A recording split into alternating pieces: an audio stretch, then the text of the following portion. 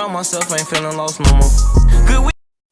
And welcome, ladies and gentlemen, to another episode of the Archie Tech Experiment. We have T with us today, who is a former convict. He did a lot of jail time. We're going to try to pick his brain a little bit and see how he did in there and how he transitioned back into society. I have a special surprise for you guys. I have a special guest, Banshee Bliss. She's going to be actually co-hosting with me today. So let's bring her in now before we get the guest in here. And here is Banshee Bliss, my co-host. What is going on? Hey. Yep. We hear you. We're gonna bring in the guest now. And you ready to co-host? Yeah. All right, cool. All right, we got my co-host in and we are bringing in the guest now. So as soon as he get in here, we're gonna start this interview. We're gonna get it all started. We're gonna figure it all out. All right.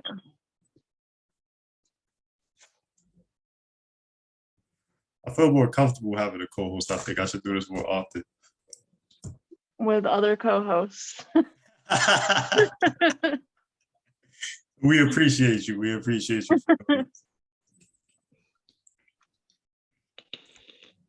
T is connecting to audio. He will be with us shortly. All right. Did you already talk about the topic? Well, he is a former prisoner, so we're just going to talk about prison. I introduced him, and we're going to get with him now and see what he all about.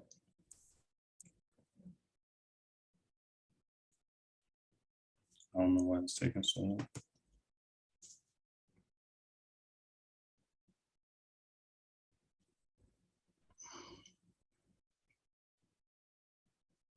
Well, T is experiencing some technical difficulties. We could get acquainted with my new co-host. It says connecting right now, so I think he should be in here. Yeah, he should be connected shortly. Let me make sure he even know what he's doing. There we go. Hey.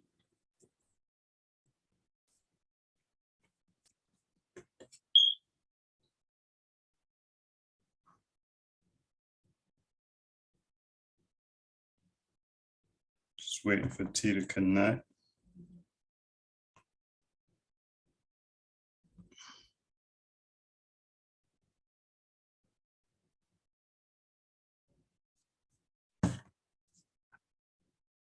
Let's see what's happening. Is he muted? He's not muted. But blink twice if you can hear us. You got to turn your mic on, bro.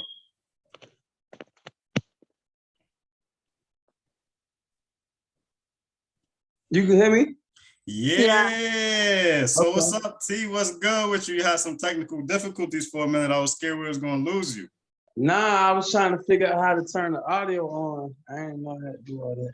Yeah. All right. So I introduced you already. I'm saying we're going to get the viewers really acquainted. So won't you start by telling us how long you did in prison and where you were actually and what facility you were actually doing your time? Okay. I was in Georgia. I've been to a lot of different facilities. I just did 6 years. I got out last year in April. I was in Telfair State Prison. I was in Ware State Prison. I was in Johnson State Prison. I was in Wilcox State Prison. I was in like 12 prisons down there. But and you did all your time. You did all your time in Georgia. Yeah. That's what's up. That's not what's up. What was prison like for you? What type of experiences you had in there? Well, you know, every prison different, because like I was in level 5 prisons, I was in medium security prison, and I was in not really that bad, but not for that long. For like 28 days, I was in like a not so bad prison, but I mostly been in level 5 prison where, you know, it'd be a lot of killing, stabbings, a lot of gang stuff going on, and everybody mostly on drugs and nobody getting out, at least 95%. of the people that that I met was like never getting out. Some people was beating their cases and giving their time back, but That's always a that beautiful was a thing. small amount. That was a small amount of people that was consistent. Yeah, absolutely. You was able to stay connected with your family while you was in there? Well, yeah, I had a phone. I had a cell phone while I was in there, so They I was allowed you to connected. have a cell phone in the facility in Georgia? Nah, they don't allow you to have Oh, okay, cell okay, phone. okay. They supposed to be coming out a lot this year, though. I think they're gonna start. You'll be able to buy them. But nah, cell phones was illegal and very expensive. But you know, that's how you gotta.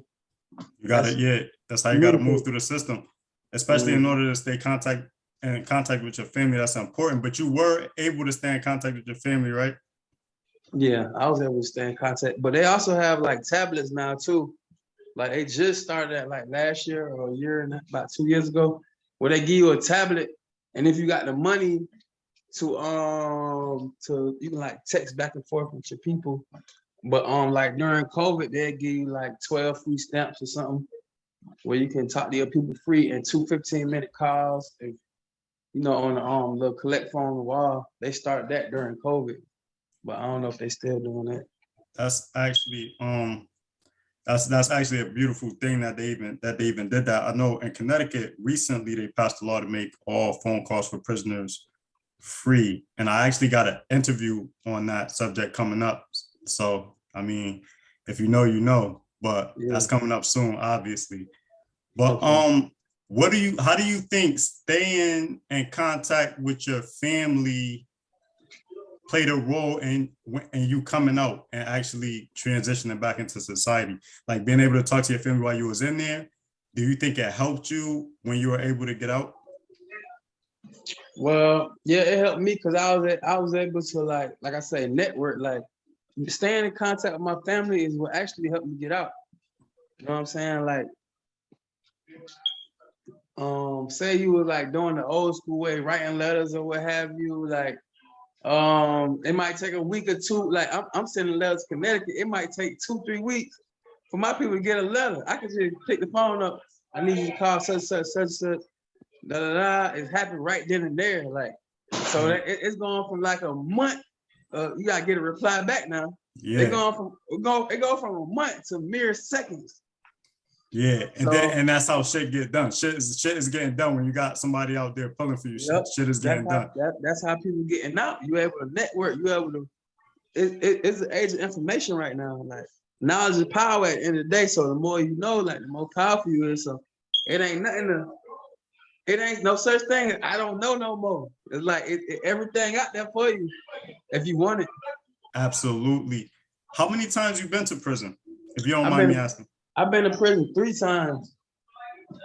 Yep, all in Georgia. That's why all in Georgia. All in Georgia 3 times. Because it seemed like prison is a revolving door. If you could just walk some of the viewers through, because a lot of people don't understand, because prison is such a disaster and a bad experience, why someone would get out and go back. So what happened that led you to go back the first time you went back? Okay. And you don't have to touch on your charges or any crimes committed. Just what was going through your head. This is not Vlad. We don't, you know what I'm saying? Just what was going on in your mind when you got out with me, and what steps you took that eventually led to you being going back. You mean like as in the second time, right? Yeah. Okay, so I was still on parole. The second time. I got out, but when I got out on parole, I ain't had nowhere to stay.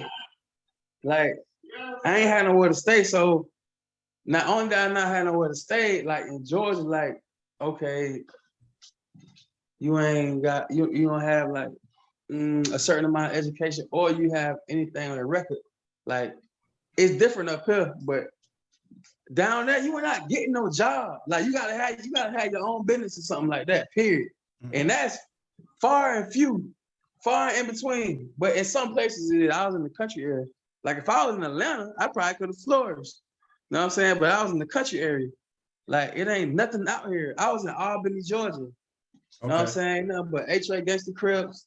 You know what I'm saying? Harlem 30s and different stuff like that. The culture is gang and like poverty. So it's like it's really over. Like it's kind of bad, but so you didn't really have the resources necessary when you got out, and then maybe I ain't had no resources.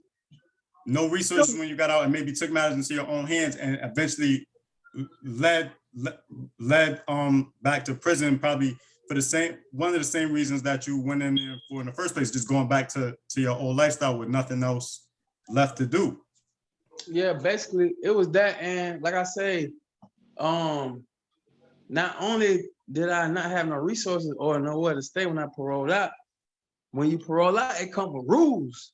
So everything that I don't have, y'all saying I should already have. Like to parole out, you need a residence. You know what I'm saying? To stay on parole, you gotta have a job. In Georgia, you gotta pay them weekly or monthly. You know what I'm saying? I can't pay them without no job. I don't got no car, I ain't got no license. Like all that stuff, like you got to have. If you on child support and get locked up, you violated your parole. If you take a urinalysis test and dirty for marijuana, you going to prison. Whatever you better hurry up and get a job, but ain't nobody hiring because it's like, what the heck? You know what I'm saying? So, you know, like I said, I've been out a little bit over a year. I'm up Connecticut. I done had like 6 or 7 jobs since April. You know what I'm saying? Like, and what do you think changed being like you changed your environment, which is big. But what do you think? You think you changed mentally to be able to stay out and flourish like you're flourishing? Well, like I say, knowledge and power. So before I got out of prison, I learned how to do stocks. You know what I'm saying? Before the last year of prison, I got I did my hours and got certified as a barber. Cause I used to go to school taking up cosmetology, but I got certified if I just got out of that. And then I just had when I got out, I had like a work ethic. You know what I'm saying? I knew I had a lot of responsibilities. Like I couldn't use no excuse like, oh, I just got out for the bills. I couldn't use that. And plus, like all opportunities that I needed down here, I had up here. Like it's nothing to get a job. I can hang it right now, and at the press of a button, I can go to interview Tuesday. You know what I'm saying? When the holiday's over, if that's what I chose to do, I could have 3 jobs I wanted to. That would have been impossible where I was just at. Speaking of the holiday, happy Juneteenth to everybody celebrating that. You know what I'm saying? Big deal. You know what I mean? So back to the tablet thing, because I know a couple of people who are locked up in federal prison right now, and I know that they said that they're supposed to be getting tablets. Do you think if you had one, you would have had an easier time getting set up when you got out? No, I actually I had a tablet like my last 2 years in there, and we was able to jailbreak the tablets, like watch movies and all that. But like I said, even though I had a tablet, I already had a phone. So, but you wasn't supposed to have a phone. So what she asking is like, do you think the tablets will play a role in helping people stay in contact with their family and setting stuff up so that when they get out? No, of course. But you know, there's levels to it. Okay, like say you got the pay phone, you got the tablet, and you got the cell phone. There's levels to it. It might take this amount of time with that one. It might take this amount of time with that one. And it's instantaneous with this one. Yeah. So it's like you can go whatever route you want. But like I say, some people just use all of them. I use all of them. Cause you gotta act like you ain't got nothing going on sometimes. Sometimes you might have to pick up that phone. Especially like, hey. with like, tell me if this was one of your experiences, because you got prisoners who have a good family support system, and they get money coming in, they get stamps, they can use the phone. And then you have some other inmates that don't really have nothing, that want to kind of pull you in to an altercation, and so that you lose those privileges. You see what I'm saying? Privileges? Well, where I came from, nobody don't care about no privileges. It ain't about privileges. If you got a phone and you can make some money and like take care of your family from in there, like then you know, you feel like a man again. I understand. The worst, What I'm asking though is like is other call inmates, home. other inmates seeing that and getting jealous and maybe trying to pull you into a situation where you lose those things. Like if you got to go to SAG, or you know what I'm saying, they take it, or you lost a phone, lost a 'Cause commissary. like I said, in Georgia, everything is gang related. So Okay. if he want your stuff, that means they about to come get it. Get it. You know what I'm Okay. saying? Okay. And Okay. then it's a war. It's always gonna be a war, like period. Like Muslims is a gang. They got GDs, Bloods, and Crips. Like and Mexicans, a lot of them. Yeah. Like and if you're from any country, y'all all from together. It don't matter. And they killers. Like they know that like you already know if you get into it with like the Migos, somebody dying off the rip. Like a lot of people might die like that. Like 6 of them, they trying to chop your head and your arms off. Like they going to get everybody, the police, everybody, every single time, every count. It don't matter. Yeah. And so coming from that, having experienced that, I got severe PTSD. That's what I was that was my next question. Do you think you have like some mental trauma from being subject to that type of violence? Nah, for sure. Cause I had to do my share of dirt too. But yeah, you know, people, like I said, people get killed all the time. Like, but I was able to get my marijuana license because of that. Like if Georgia wouldn't have had no understanding about I got PTSD and I need help. Nah, it ain't nothing. Yeah, so like I said, you know, like, yeah, pulling myself out of the environment changed a lot. It changed everything. Cause everything I dreamed and hoped of, and I used to thought I couldn't have, like I got all that, like within a few months of being home.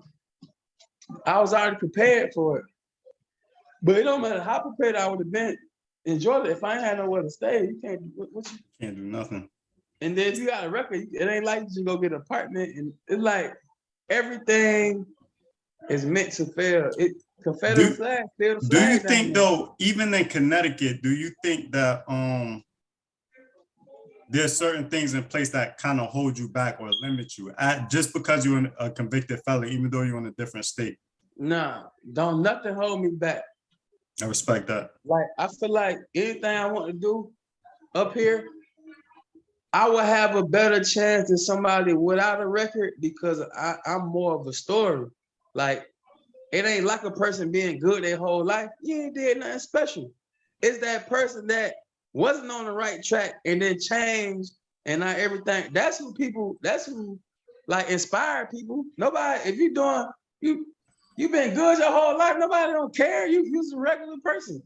But to change and become a better person, you can uplift the people that just like you. You know what I'm saying? Because the other people are already doing good. You feel me? It's about getting everybody on the same track. Everybody on the same track, yeah. Definitely, definitely. And that's what I love about this show the most. I think I get a lot of messages that tell me like this inspired me. It's about inspiring other people, you know. That's big with me. So the difference between Georgia and Connecticut, you think Georgia would have limited you. You wouldn't have had the necessary resources to get out of prison and flourish the way that you're doing in Connecticut. I hear a lot of people in Connecticut saying the same thing, even though certain laws are changing up there that's making it easier. Like I think they just made the Banshee, is it a law you heard of called check the box or don't check the box, or where people don't have to put any more their crimes on a application? I didn't hear about that. I think it was something being talked about. I don't know if they passed it or if it was just some talks or something like that. But things definitely. Go ahead. Even when I was getting the job, like some jobs would be like, "Oh, we got a red flag," and ask me about it. But even after they asked me about it, I was just like you. Every time they asked me about it, like Carl, I'd be like, "Oh man, I ain't got that." And then I always got the job. It's like it was protocol to ask, but they never really cared. I got every job I applied for. It's called ban the box. Ban the box. That's what I'm thinking. So it's a law called ban the box where in Connecticut, they could no longer put that on the application.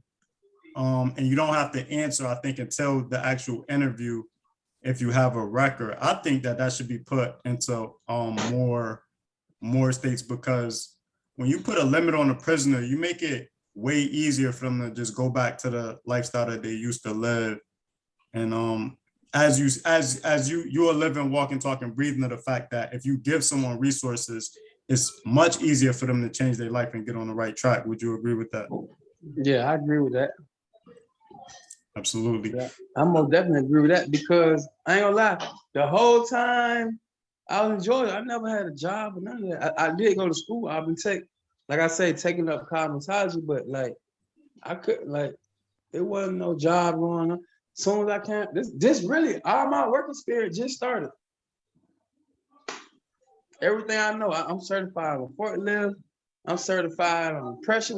Like, I'm certified and stuff. I know, like, I'm a different person because I moved up here. Like, that's beautiful. And before we kind of running out of time, but before we go, I want to say congratulations on the newborn. We heard about that. You know what I'm saying? We do our research over here, so we be digging into people's businesses and preparing for the interview. But congratulations, that's beautiful. You got a beautiful baby boy, man, and a reason to keep going. So, and happy Father's Day to you. Yeah. Happy Father's Day, congrats. Thank you. Absolutely. And unless there's anything else you want to leave with, we're gonna put you in the waiting room, and I'm gonna close out with my co-host over here. Well, Okay. I think that we should ask one last thing. So what do you think should be done to change all of this? To change what exactly? Like, preventing people from being able to get jobs in the future, or just going back into the system. Well, I had read like half of that Constitution for Dummies, so each state really considered like its own country, like federally. So everybody wouldn't be on the same page unless it happened federally. But like far as up here with the ban the box, like should be probably federal law. Yeah, like if it's not federal, if it's only state, it's gonna be in a box. You know what I'm saying? It's gonna be right there where it's at. Like say for instance, they still having slavery in India right now. That's an example of if everything don't change everywhere, wherever it's not at, it's still gonna be like that. So unless it's nationally, it'll always be like this. It'll always be like that. It'll never change. It's 2022 and stuff, and and can't nobody get it. You know what I'm saying? In certain spots, like what they. Yeah. I think COVID played a big part in a lot of prisoners being able to get jobs in Connecticut, because they was lacking workers when they started hiring prisoners. So I don't want to just give them a standing ovation and saying that they, you know what I'm saying? I think they was more or less forced to make that change. But even though I think the ban the box law was before COVID, but even still. You know what I'm saying? Yeah, I was reading some more on it, and it started in 2017, and basically it's just saying that no employer can ask. So it's not that you don't have to answer, like no employer can even ask until an actual interview. Until the actual interview, yeah. Which still leaves room for them to W at the interview if you have a record, I think. So I think when a lot of people started getting hired is when COVID hit, and they was like, a lot of employers was like, hurting for workers, like a lot of people don't want to work. Yeah, a lot of places still are, like any service industry pretty much is, not doing well right now. Yeah, until I think I won't be satisfied until people with convictions are getting hired on a non-biased basis, like meaning that they're getting hired because of skills and not being turned away because they have records, which is still happening, you know what I'm saying? And not only getting hired because they need more workers, and not getting like just blue collar jobs like construction and labor jobs, but actual office jobs too, which convicts still can't really get those. You don't really see too many convicts in the insurance companies, you know what I'm saying? So right. I mean, we still got a long way to go. But T, we're gonna boot you out. We love chatting with you, Okay. brother. I'm so proud of you, and I hope you continue to do good. And I know you will. You know what I'm saying? Okay. Okay, I'm gonna put you in the Yeah. waiting room. Me and Banshee Bliss gonna close out and Okay. give the viewers a little bit of what I got going on next week. Okay. All right. It was good talking to you. All right, that was T, everybody, ex-con, making a good transition back into society and doing a great job. Next week, I actually have City Towers, which is sure to be a great interview. I'm really looking forward to that. And I know I say like a lot. I say, you know, I'm a big fan every time I have a rapper or a battle rapper on the show. But to be fair, one of the first local battles that I saw, not like apart from URL, but like local New England battle rap leagues that I saw was Greedy Grinds versus City Towers. So between those two battle rappers, though, I've been following them their whole careers, and I'm always excited to see either one. I'm real excited about this City Towers interview. I think I'm gonna touch on because he does a lot of interviews, and so I'm trying to. That was both their first battles too. And I was at and I'm glad that you brought that up. You a good co-host. We're gonna have you back on. That was both their first battles. They came in together, and I've been following both of them together. So I'm real excited about this. This kind of personal for me. But I think that a lot of people that interviewed him in the past, they don't really they touch on his skills, which I think is just self-evident, and everyone can see that through his battles, but they don't really touch on his character. And he is a very intelligent man. I think a lot of people miss that. So we're going to touch on that and try to get like real in depth with him. Yeah, everyone listen to City Towers music. Not just battles. He's fire. He is fire. He is fire. And, so we're going to get him up here next week. Is there anything that you want to leave the viewers with?